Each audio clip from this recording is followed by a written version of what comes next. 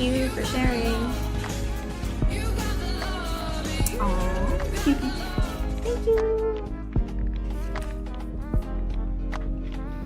Alright, so today I'm going to be repairing a maybe like a 3-inch rip in the canvas. And thank you for the gift.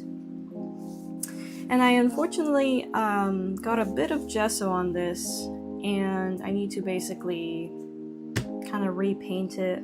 This is a very old painting. It's 15 years old. It's near and dear to my heart. I did this back when I was in high school, and I finally got around to, deciding, why not try to sell some of my old stuff. And here I am.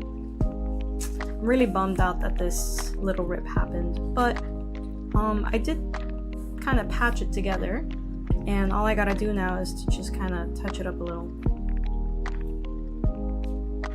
Alright, here we go. I gotta color match this as best I can.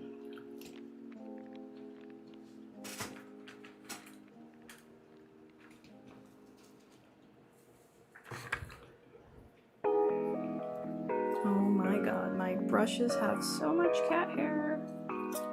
It's not even funny. That's about a good size brush.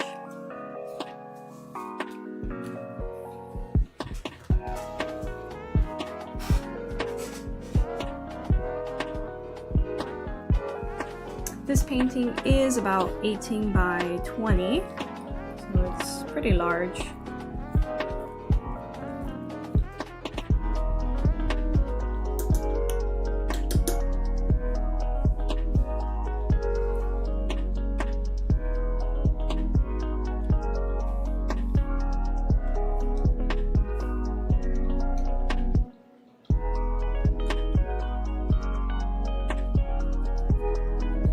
My biggest fear is not being able to color match this, because then I would have to scramble.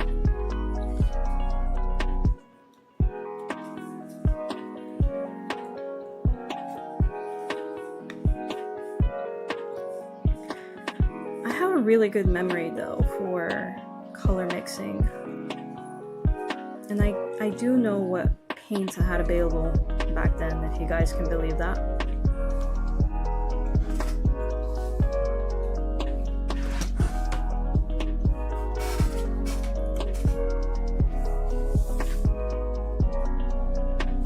See if I can zoom in a little.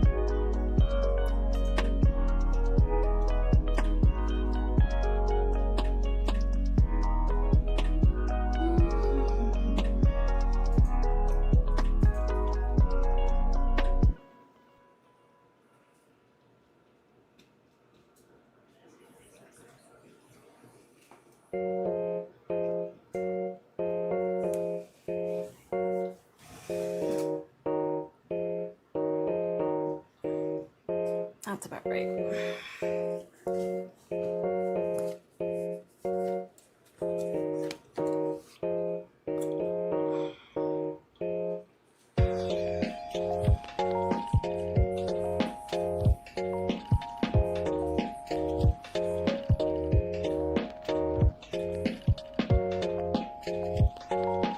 Acrylic is so reflective that it's kind of hard to tell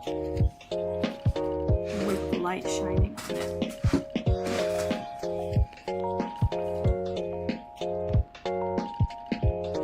Needs a little bit more dark.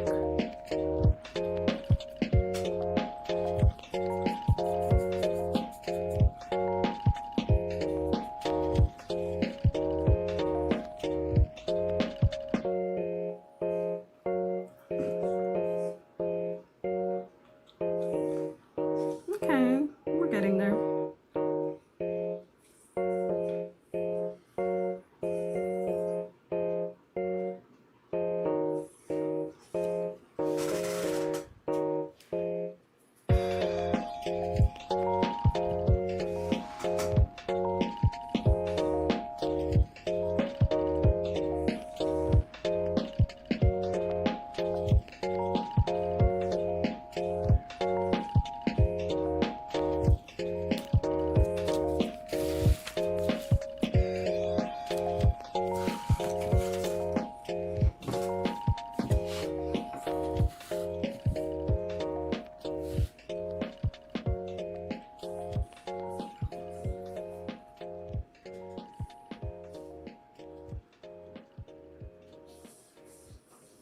Oh, I forgot to open the chat from the other. Hold up, before I forget.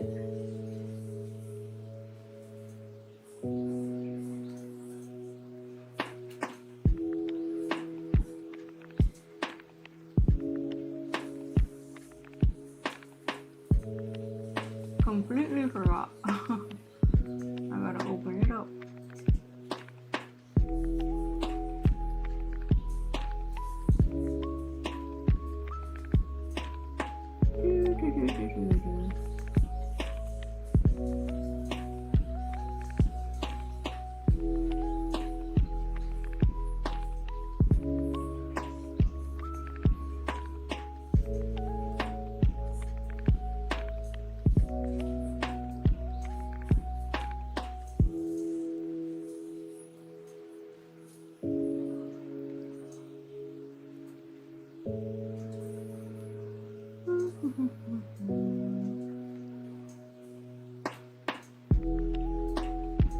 Just adjusting my chats. I got 3.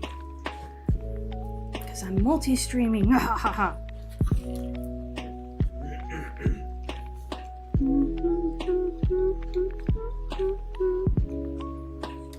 I've really been putting off doing this for about 2 weeks now. Because I was just kind of nervous of messing it up. I mean, it's a nostalgic piece. It's not the best, but you know, it's 15 years old. But I figured... Quinceañera for restoration. Yeah, it's old enough to have its own quinceañera.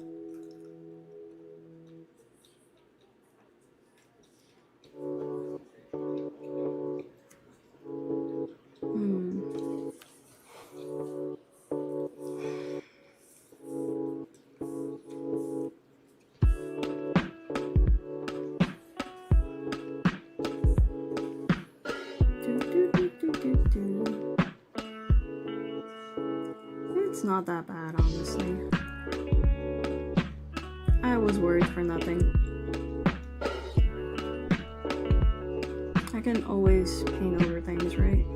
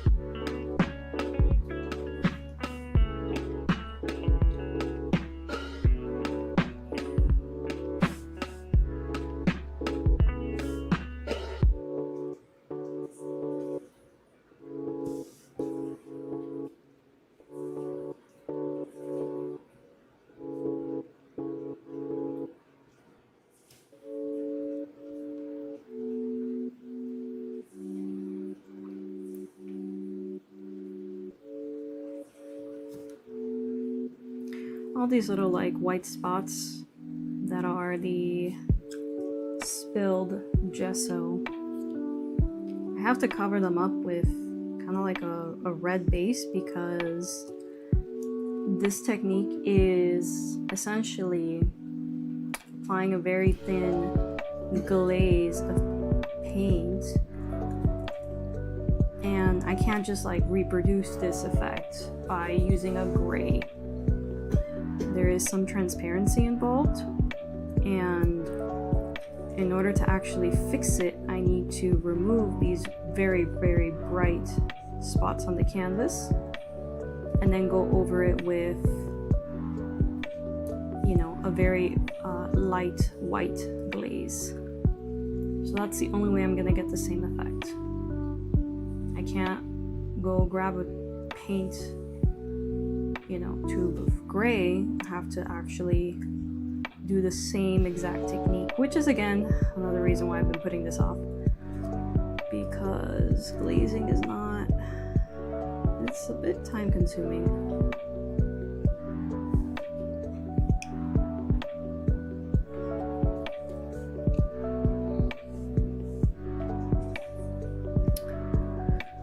I don't actually think this is glaze. I think this is some kind of weird, no, yeah, that is glaze. Okay, but I have to mix a different undercolor for that. It's gonna be this like brown background.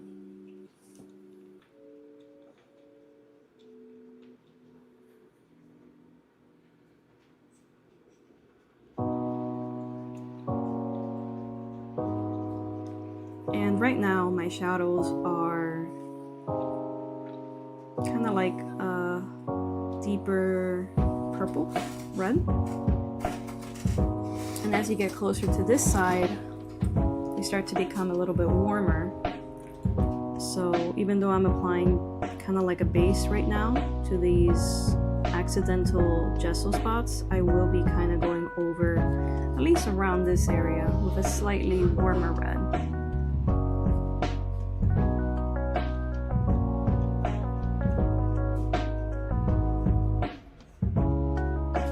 So if anyone has ever been curious what repairing a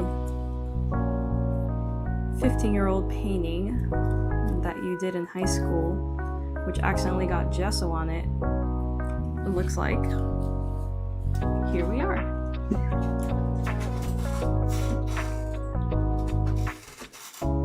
I think my cat's gonna make an audience very soon.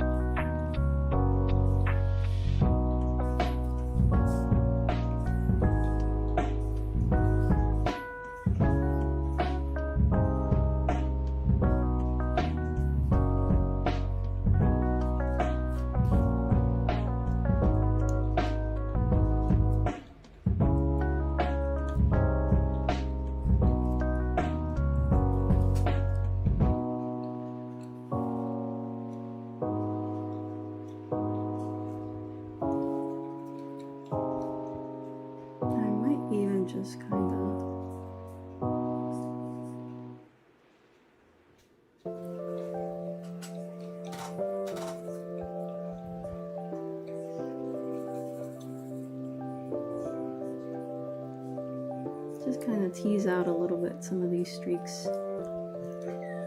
The beauty is, you know,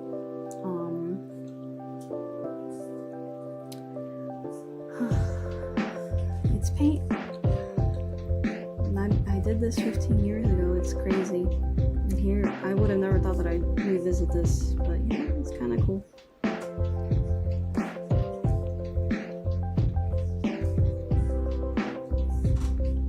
Trying to break up a little bit some of this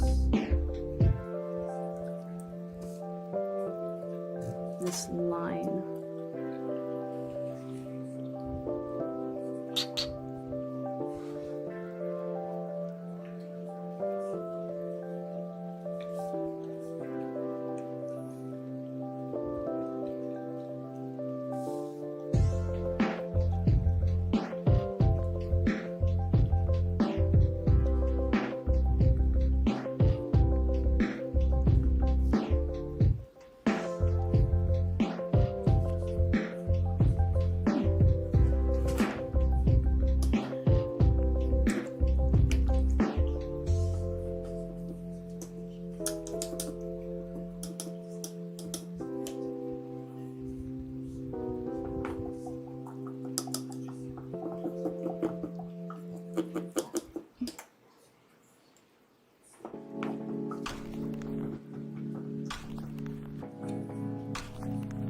Okay. I'm gonna move to the brown areas.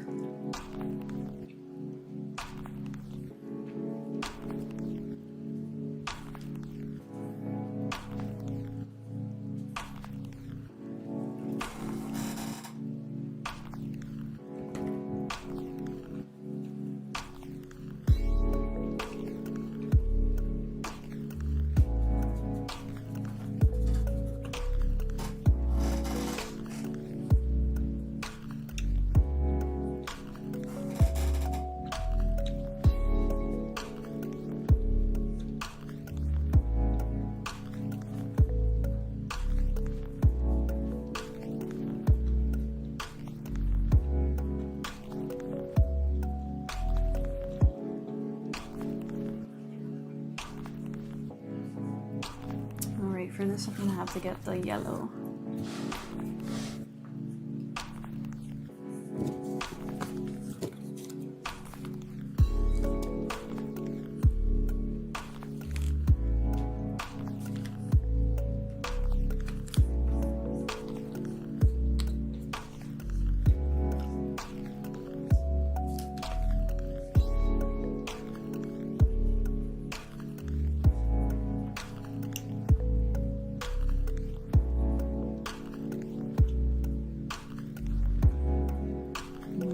Okay, a little darker.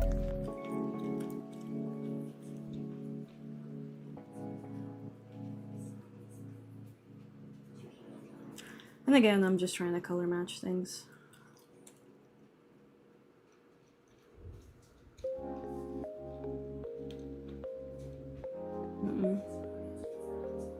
Yeah, still too light.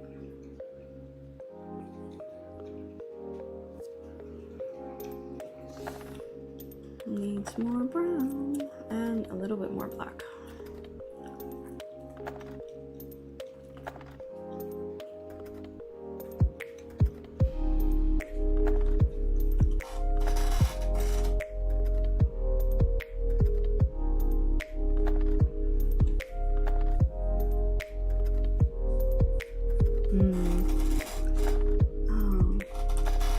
Maybe a teeny bit of red.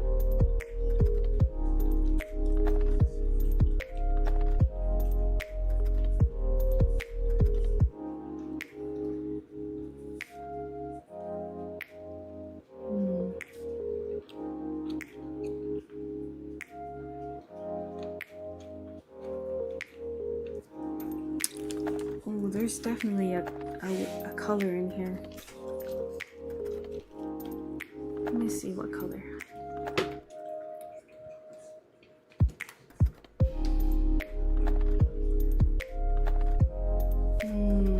Maybe it's raw umber. I think so.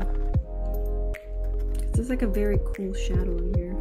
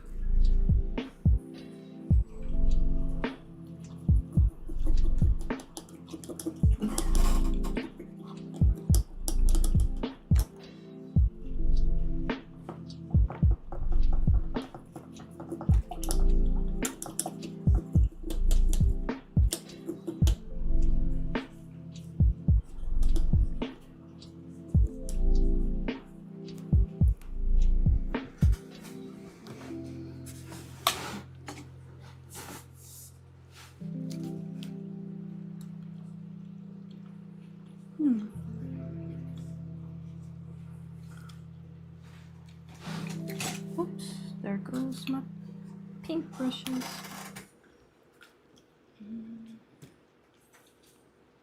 Okay.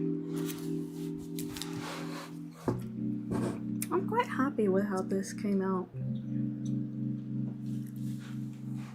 It's coming out with? That area, yeah.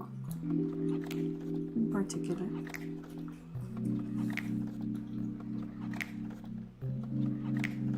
what I need now is a warmer red.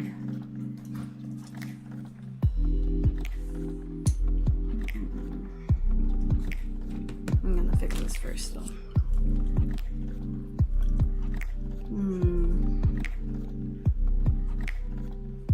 So it's like a brown with a tiny bit of red.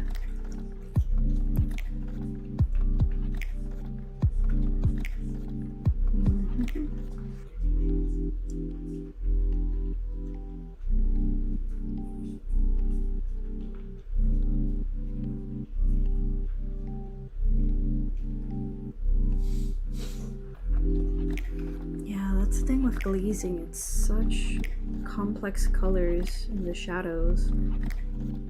It's really, really interesting.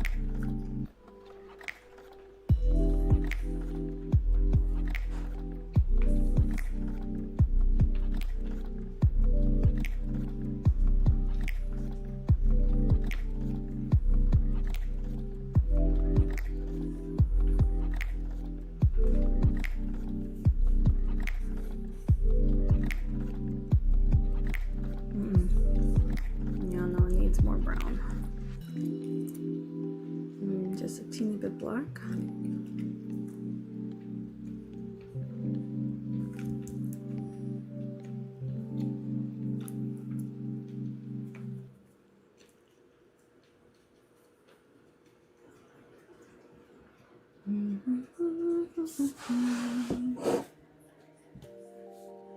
Okay, let's see if I got this color matched. The idea is just to kind of hide this rip.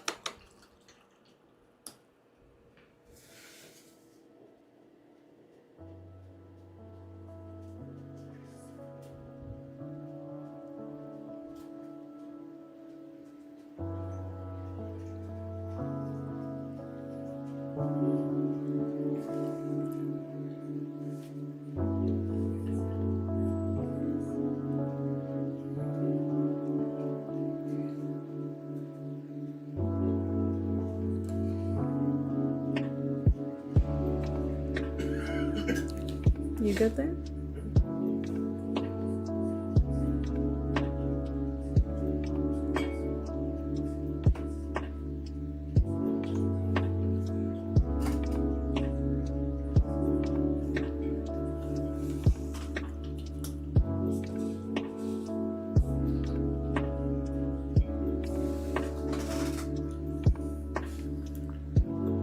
Okay, it's slowly coming together.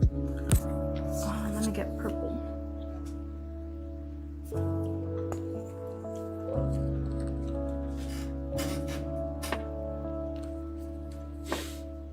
Purple, purple.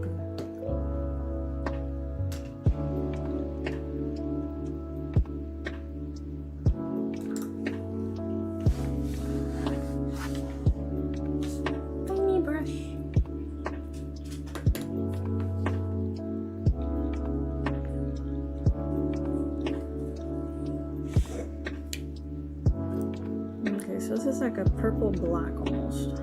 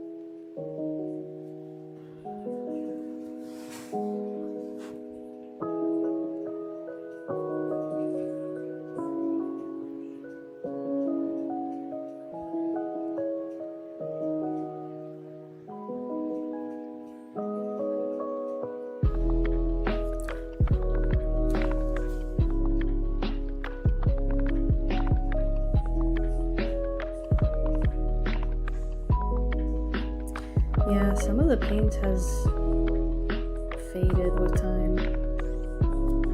Not that it was exposed to sunlight, but you know.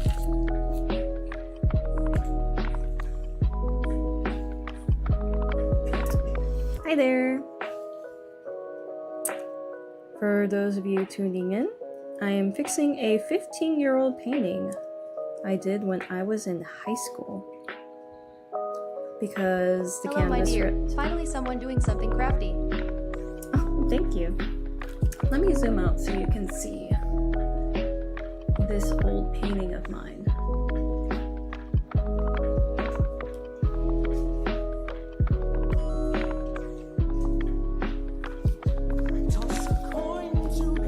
Thank you.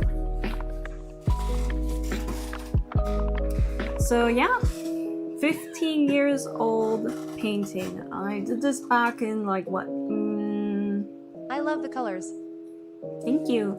Yeah, I was just like I'm trying to color match because there's this kind of like 3-inch rip here in the canvas, which I've kind of patched up here in the back. I don't know if you can kind of tell, but I put What am I looking at? Science class? hey, listen, blast from the past, but do you remember those like decorative jars that everyone went crazy for, like, you know, about 15 years ago? They had like little fruits or garlic. It was like very Tuscan Mediterranean decor. So my mom had like a bunch of them. So this is It had fruits and stuff, yeah. So this is like a microwave kind of like stand. This is, hold on, let me move this. This is sitting on top of a kitchen table that's made out of glass, so it's kind of like see-through. And like, yeah, I arranged a bunch of like different glasses, like cups. There's like a kitchen clock up here. And this is like where you would hold, let me move this over here. Yeah, see? You would hold like pots on this like, I don't know, it was like a rack of sorts, like a baker's rack. Thank you. But yeah, like this is like one of the assignments that I had to do for my AP Art Studio class. And I have a bunch of my paintings sitting in my garage. YW.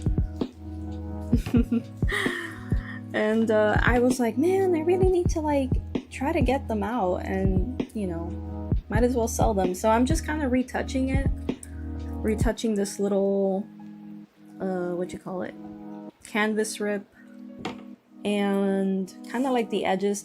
This used to be a, kind of like, what do you call that, framed? It used to be on the frame.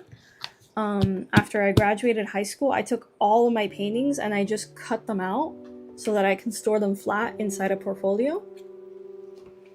And yeah, what I'm gonna do in order to sell it is I kind of am spiffing it up, but I'm gonna put it inside a framed glass, and that's how it's gonna be able to be hung.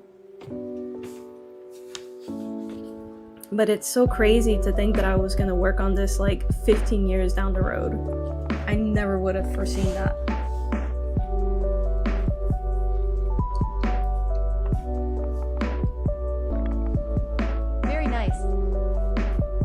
So do you do any kind of crafty stuff, Sirius?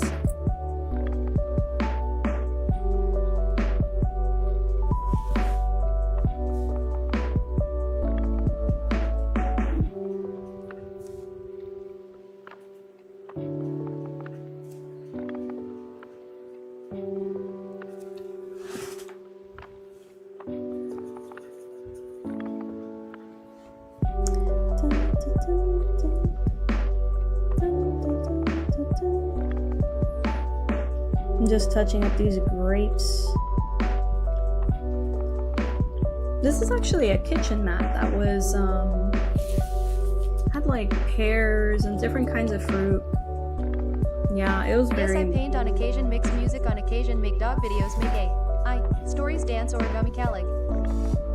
Ooh, I love origami.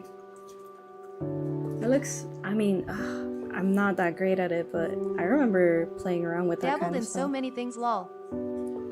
Same. I've done wire sculptures. I've done little sculpey, sculptures too. Digital art as well. Graphic design. I wish I knew how to crochet though. I'm not too good at it, but I'm learning. Oh, I did one of those 2-wire, lol. Yeah. They're fun.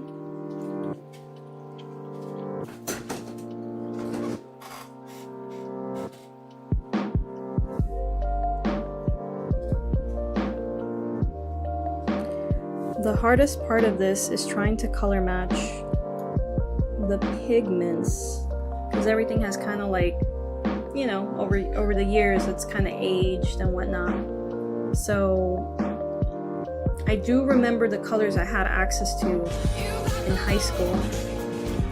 Thank you for the taps. But it's, it's a challenge because the color is not necessarily the same here as it was back when I mixed it. So this is an interesting project.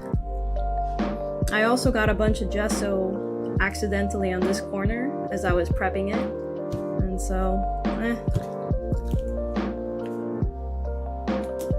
got my work cut out for me.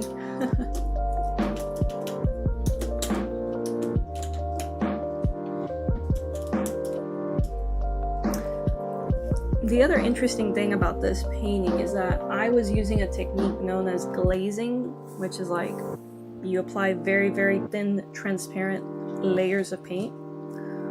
So there's like multiple colors in the shadows. I've done too many different things, lol.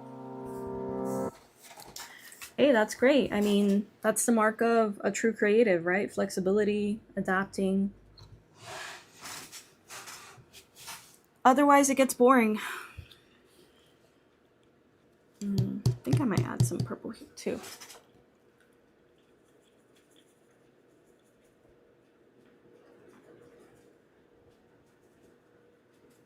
This voice thing too ha w sort of lags, so I feel I am interruption you, lol. Oh, you're fine.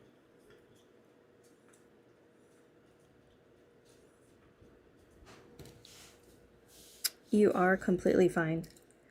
I mean, I prefer it because otherwise people chat and then I can't tell.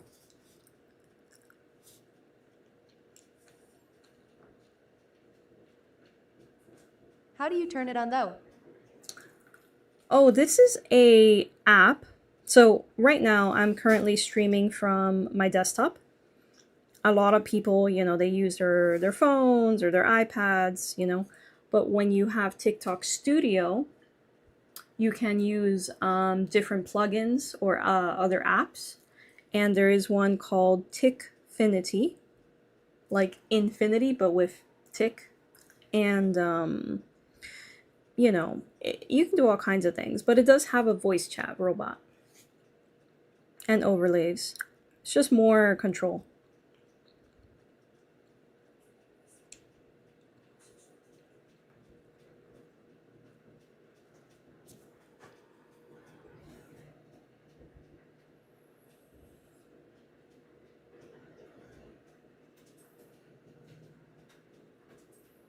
Alright, my PC network adapter kicked the bucket sad face. PC network adapter. You mean like your little Wi-Fi antenna?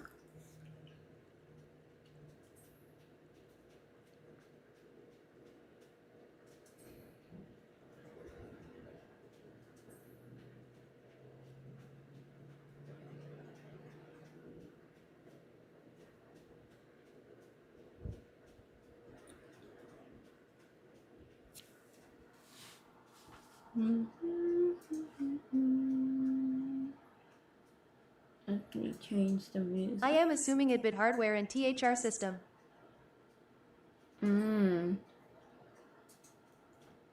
Yeah. Oop, hold up.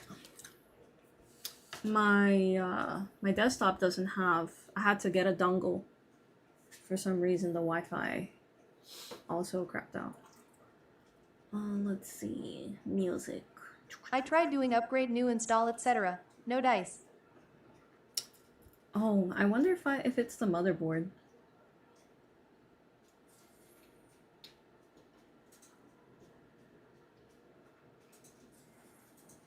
Oh god, this is super loud.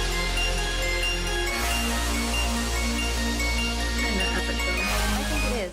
Skeptical smiley face. How old is the desktop?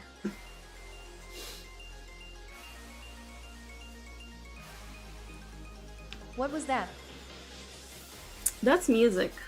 I'm listening to Stream Beats by Harris Heller.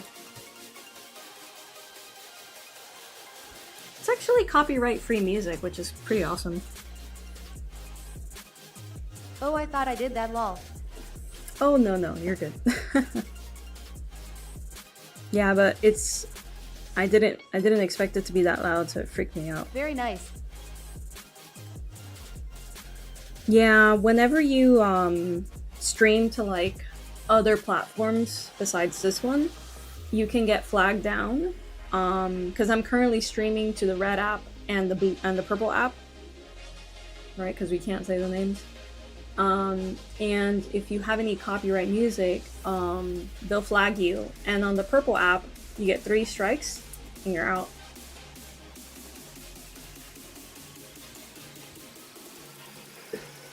Although, who knows what's gonna happen to this platform now that it's been sold. Got ya. Yeah, I really don't know what's gonna happen to this app. Everything might change. Who knows?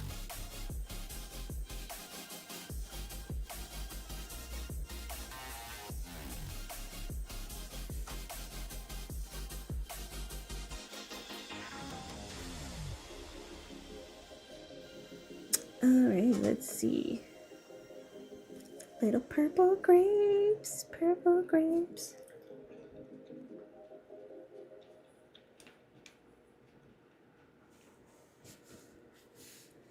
My music is royalty free too, the beats I use. Oh yeah? Was it the Free PD music website? I have a few songs posted. Oh. I went hunting for copyright-free music.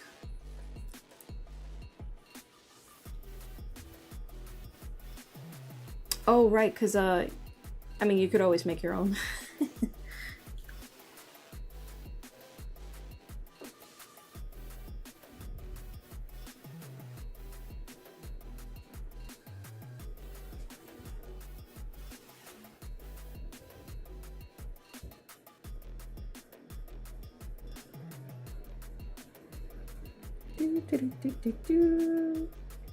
So if you have any questions, feel free to ask.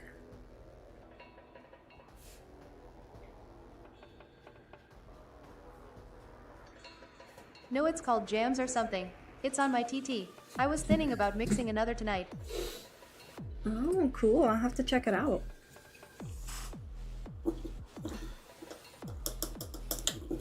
There's so many cool, talented artists on this app.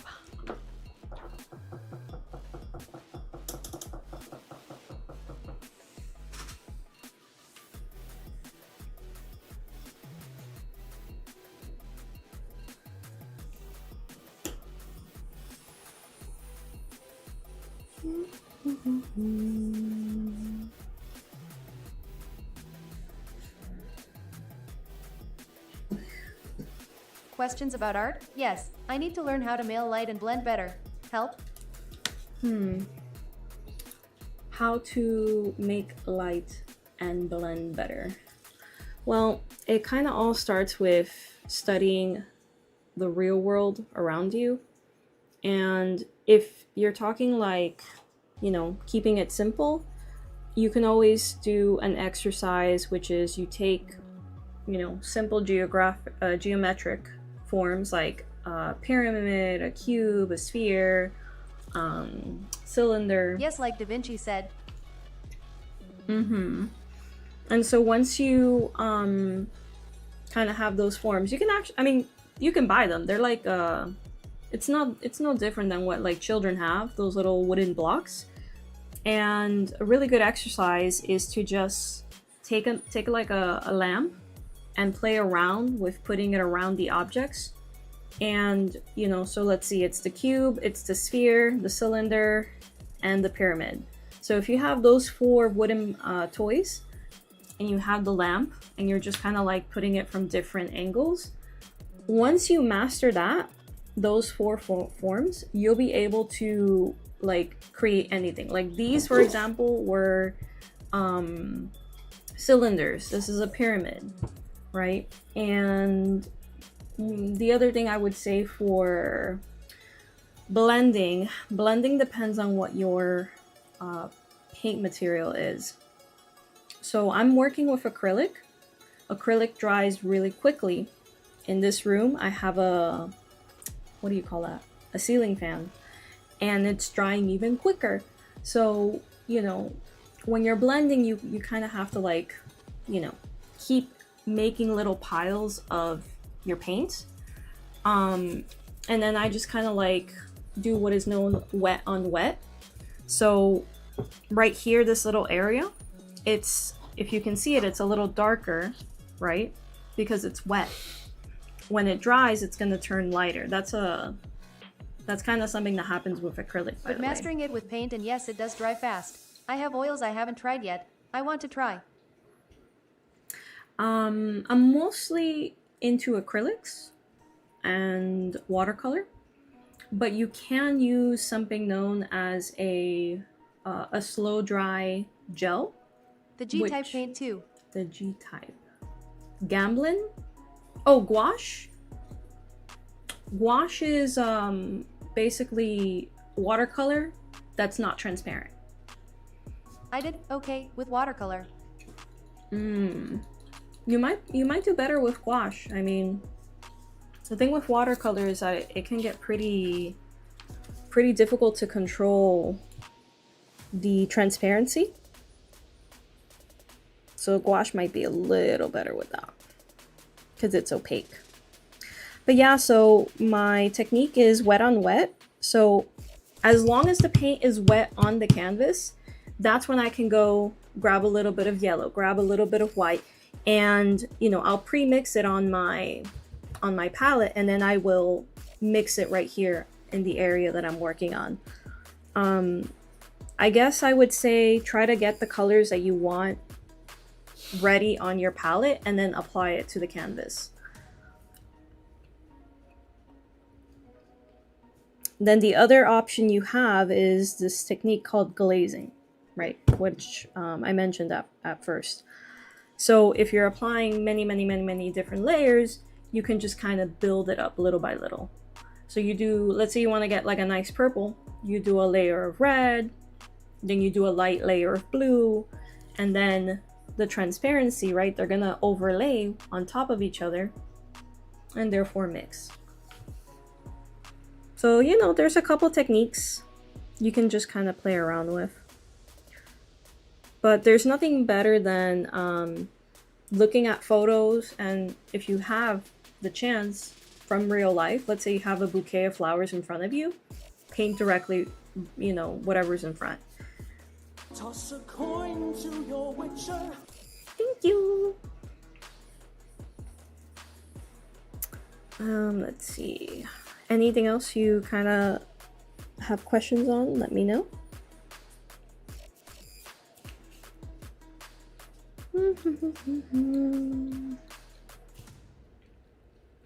YW and Ty for your tips. No problem. Anytime. I actually was an art teacher, so I love teaching. I taught social studies for 5 years until I was finally able to get an art teaching position. And now I'm very blessed that I can stay home and paint.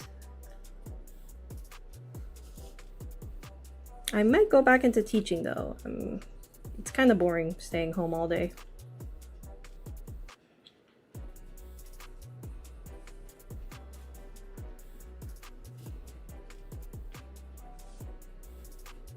But I taught Nice, yes, introductory smiley art. Yeah. It gets a little lonely, or I mean, as an artist, yeah.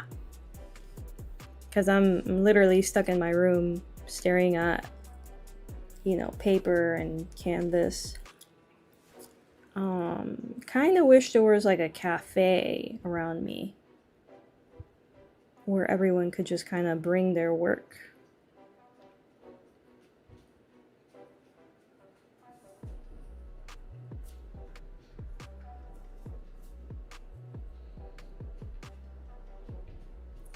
I guess it would be easier with like an iPad though. I could probably go to a cafe.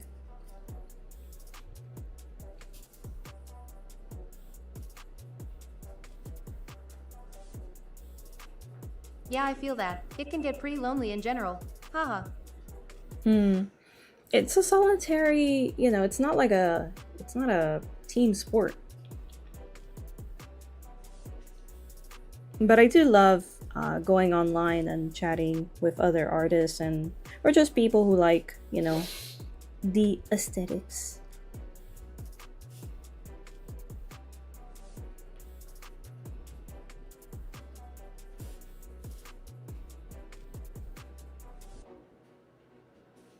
Yes, smiley face. All right. That looks good. I'm gonna have to put some really heavy books on this so that it can be nice and flat for when I'm ready to frame this. Another trick if you're working with acrylics is to have a little spray bottle next to you, and every so often, you know, you spray your palette, and that will kind of keep your paints from drying out.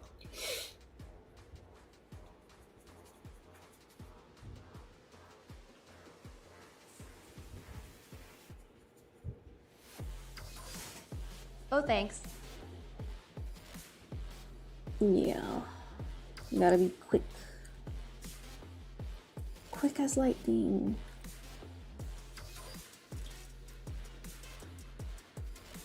I am looking at your palette.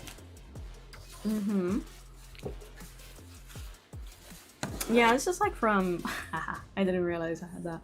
I love how these paints become like these little blobs of plastic.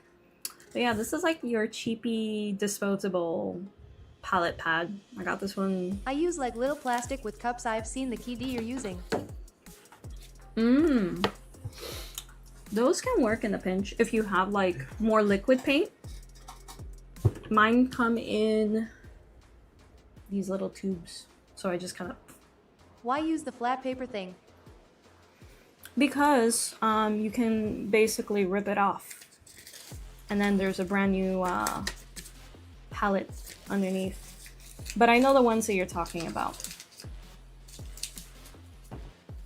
Another way that you can kind of make something similar to this is use aluminum foil. And let's say like an old baking rack or like a plastic lid. Instead of washing. Yeah.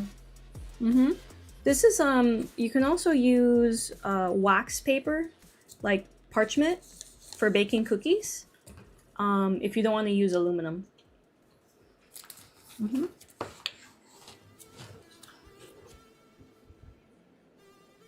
Yep. tips and tricks.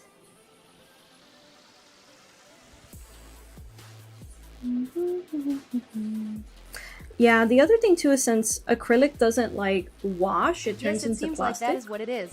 You're full of so much art knowledge. Thank you. Because acrylic turns into plastic and you're not supposed to pour the rinse water, right, the leftover water in your cup down your pipes. Like, don't flush it. Because it turns to plastic, and then, you know, you're gonna have to call your plumber after a couple years of doing that. So, yeah, I mean, it's pretty easy to peel off from like a plastic or porcelain palette. For the water, you actually have to either use some kind of powder that will harden the residue. And I keep all of my leftover water inside of a bucket, like a 5-gallon, you know, Home Depot bucket. And when it's all the way to the top, I'll add that magical powder and it will kind of like congeal. It'll just turn into like a big clump. And then what's left over, you can just kind of get rid of, you know, in your toilet or whatever. But yeah. Or there's another technique. I had no clue. Yeah, a lot of people don't realize, but you know, we have microplastics everywhere. The other thing you can do is with that bucket, if you don't have that magic powder, right, which is really just a paint hardener, you can just leave it open, right, and slowly the water will evaporate over like many months, and what will be left is the plastic sediment at the very bottom. So it's a very slow process. You usually would have like multiple buckets kind of like sitting around and it will evaporate. And then at the bottom, you just get a little paper towel. You just kind of like wipe the bottom and then you just throw that out. Kind of like cooking grease, you know? Can't pour it down the drain.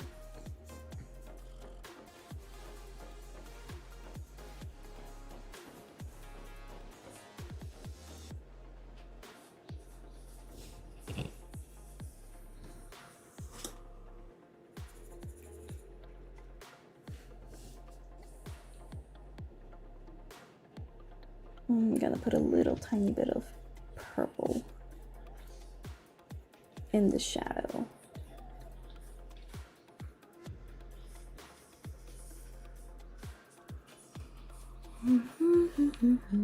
Thanks so much for telling me.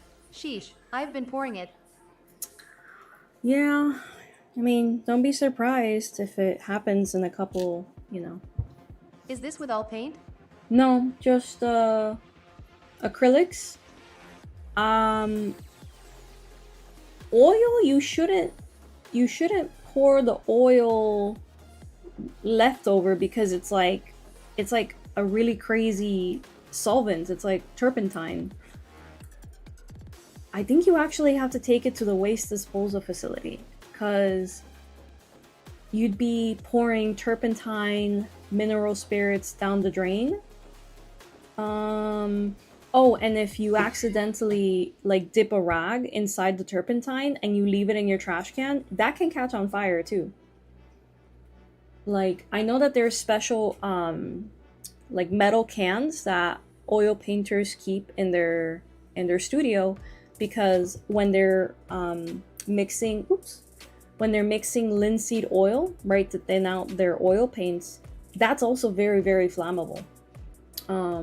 So you have to get like a little metal canister to hold all of your, like, you know, because you wipe your paintbrush, right, on the rag. That goes into that metal trash can. If it catches fire, it's not going to catch anything else. So honestly, that's why watercolor and gouache is so beginner friendly. Like, you can do whatever you want with that, you know? It's not toxic. You can pour it down the drain.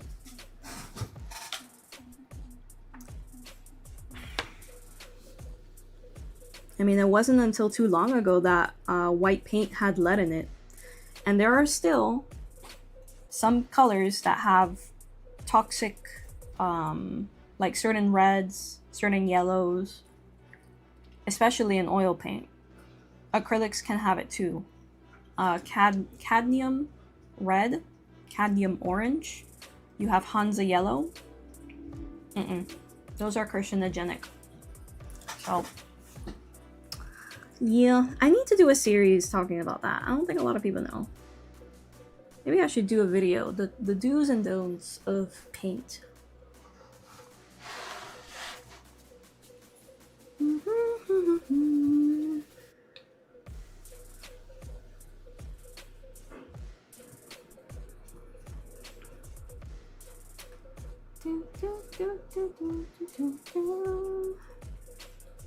Maybe I don't want to paint anymore. I know, I'm such a like doomsayer. It's fine. You find workarounds and it's no big deal.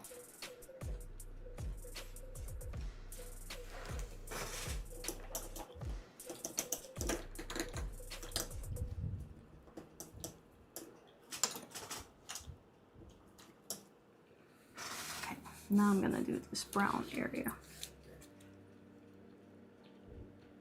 You saved my plumbing though, so that's a win in my book. Oh, thank you. Plumbing is expensive.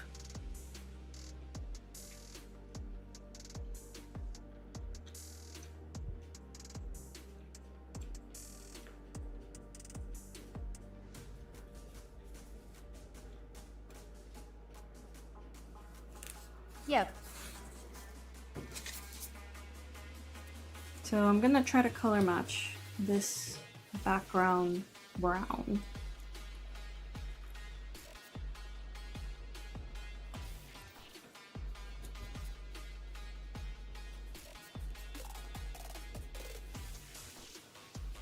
Okay, that looks pretty close. Maybe a teeny bit red.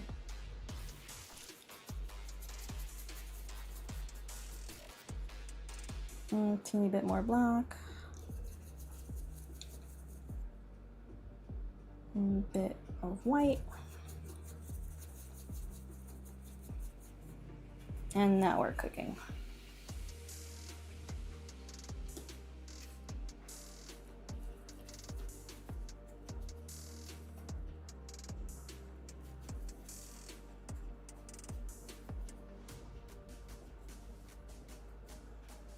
There we go.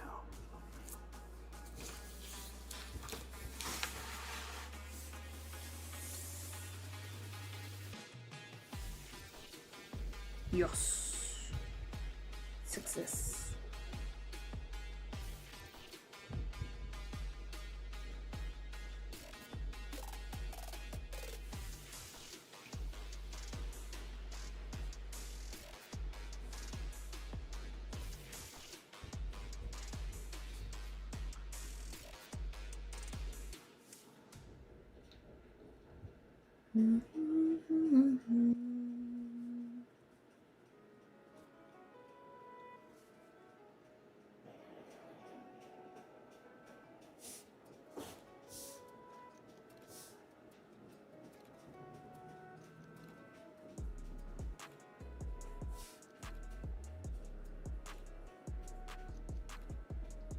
I talked to you last time, right? And you were doing something on your iPad, art.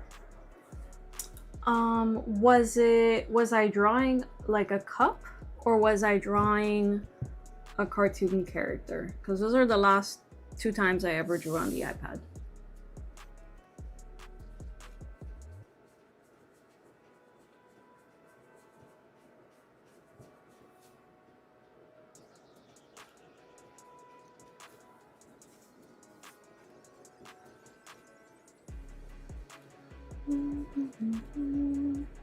Yeah, it's been like 2 weeks since I streamed. I can't remember. Well, was it brown or was it green? If it was brown, it was the cup. I'm still working on that one, by the way. It's like a photorealistic. This platform is like forcing me to do puzzles every hour. I'm a human.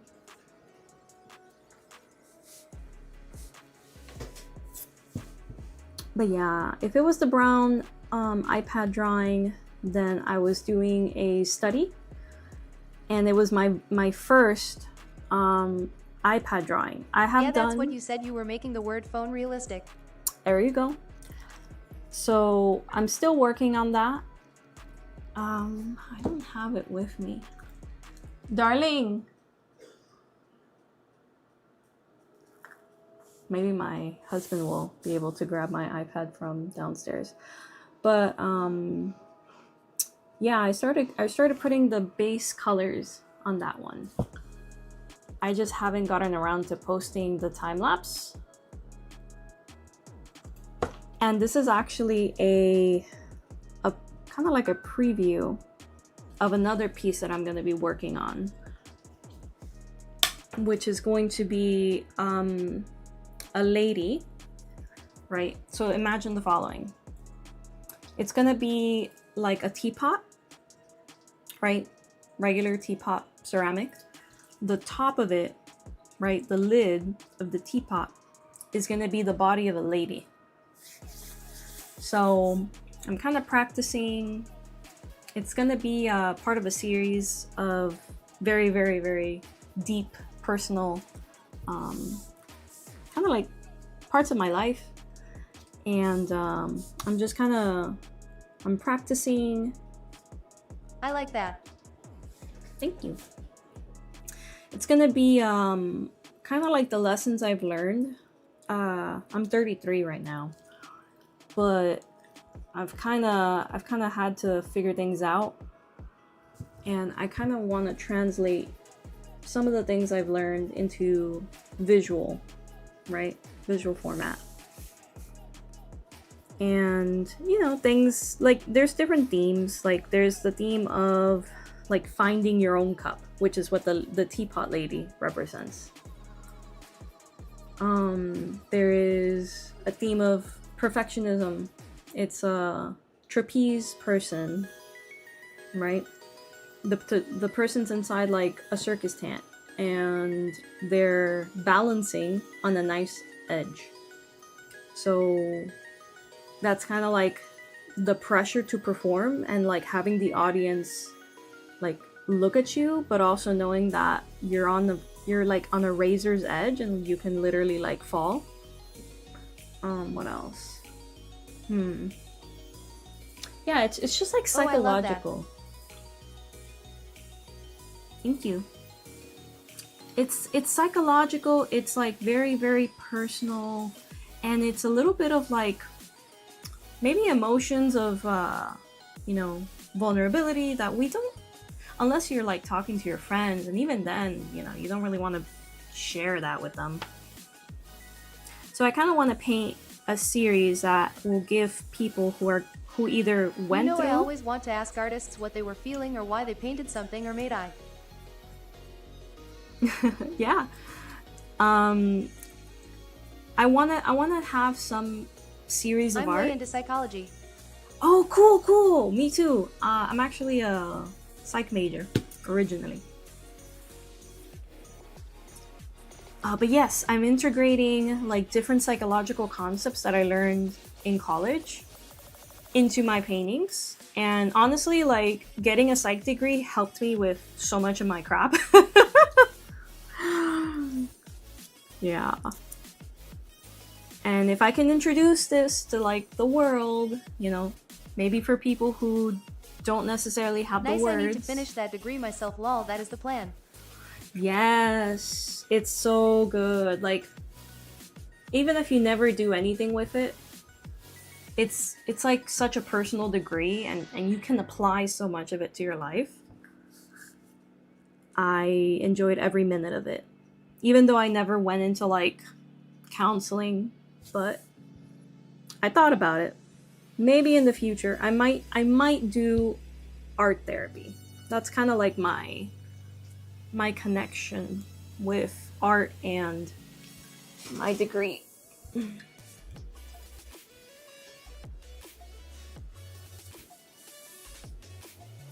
Let's see.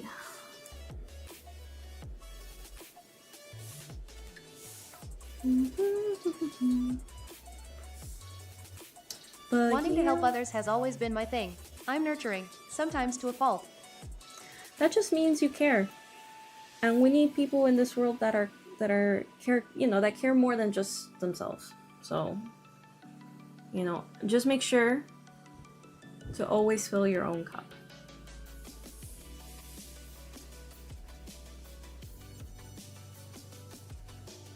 There's nothing wrong with being a caring person. And we need more of that in this world.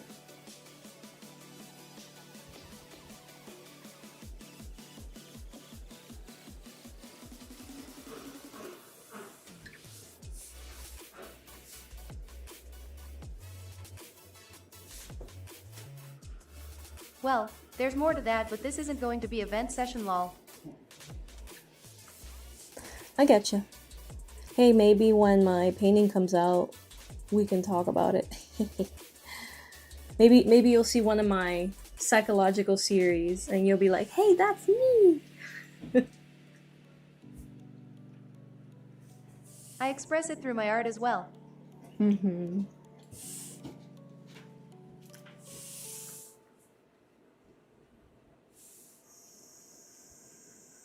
It's very therapeutic.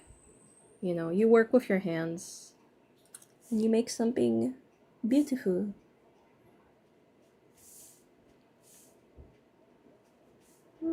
It's safe, yes. Mm-hmm.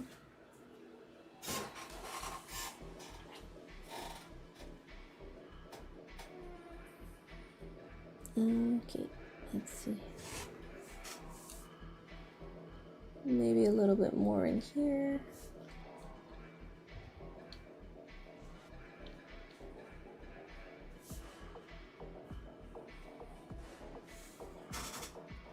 Okay. Well, I am going to call it quits for today. I'm getting a little hungry. Thank you for the coin. Alright, let me kind of lean the canvas.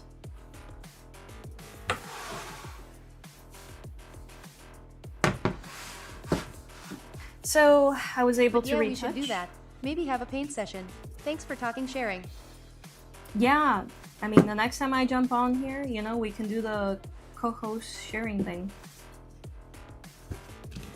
So I worked on, let's see, I covered up the white gesso that spilled on this side. Next time I'm going to go over this probably with, transparent white. I'm gonna add a little bit more warmer red on this side because you asked earlier about the lighting. The light's coming from this side because this is actually like a window in my old childhood kitchen. And when the light comes in, and you can kind of see right here, even this area, right in between these two glasses, it's kind of like illuminating the kitchen mat. So wherever the light hits, because this is like sun, right? It's the sun, it's a warm color. You're gonna want to add warmer and lighter, lighter hues, lighter coins, lighter colors. Thank you for the coin, by the way. Okay, so then that's what you kind of do. If it's a cool light, like fluorescent, you would use, cool colors.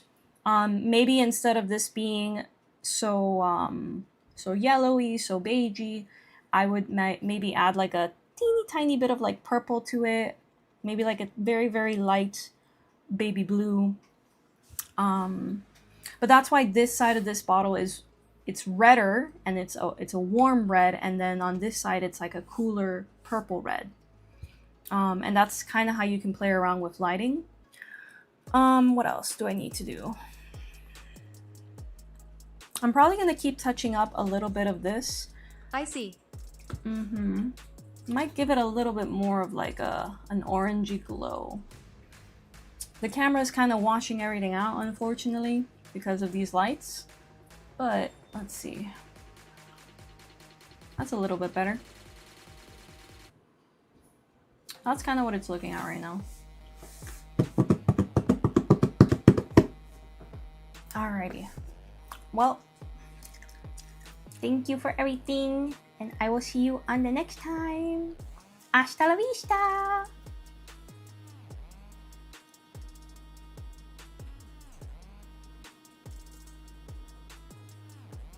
Okay, well, I'll see ya around smiley face. Bye.